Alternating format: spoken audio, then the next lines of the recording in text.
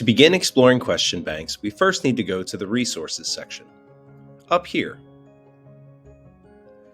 Now that we're in Resources, we want to add resources. Until we've added a new question bank, we can't use it. Question banks are stored in your Resources tab. So let's give this a name. Chapter 2. Now, there's an option for enabling question tracking, which will let you know where you've put this question as it's been sorted out through random quizzes.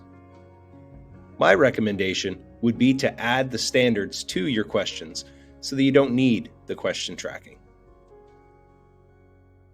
Now that I've created a question bank and stored it in my resources, let's add a new set of questions. To do this, you're going to use the green Add Test or Quiz. Now, it has been rumored that this is going to be phased out of Schoology, but it hasn't yet.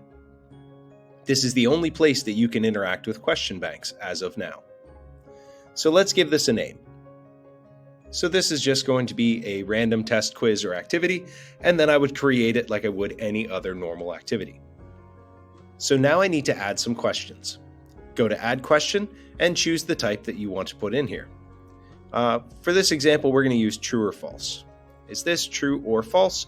And we'll set our correct answer to false. Now at the bottom, as I recommended, I would add my learning objective or my standard. When you do this, you can then track student progress regardless of where the question is put. So now I have my questions. I want to click Options and choose Add to Question Bank. Then I have the option of choosing all of my questions or just one or two. Now that I have my questions selected, I need to know which bank it's going to go into. Here I can select the bank from my resources, or I could create a new question bank. I'm going to go to Home and choose the right question bank for these questions. Now that I've added those questions into my question bank, when I'm back on my Schoology page, I can add a test or quiz. Again, this should be the green option for the puzzle piece. I'm going to create a random review test and choose my category and set it up like I would any other test. Now when it comes time to add my questions, as I move down towards the bottom, I can see From Question Banks. Now I have the choice to choose either individual questions that I can handpick, or I can randomize questions from the bank and just give my students a nice review. I'm going to use the question bank from Unit 2. And this is a great opportunity, since I'm randomizing questions, to throw into an activity and allow my students to go back and kind of catch up on some of the skills they may have missed. So I'm just going to grab the whole question bank. Now I choose the number of questions I want to pull from the bank and the points per question.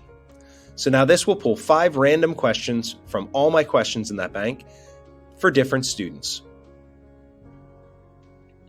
Now when it loads, you'll see it here as a random question set, 5 questions pulled from that bank randomly.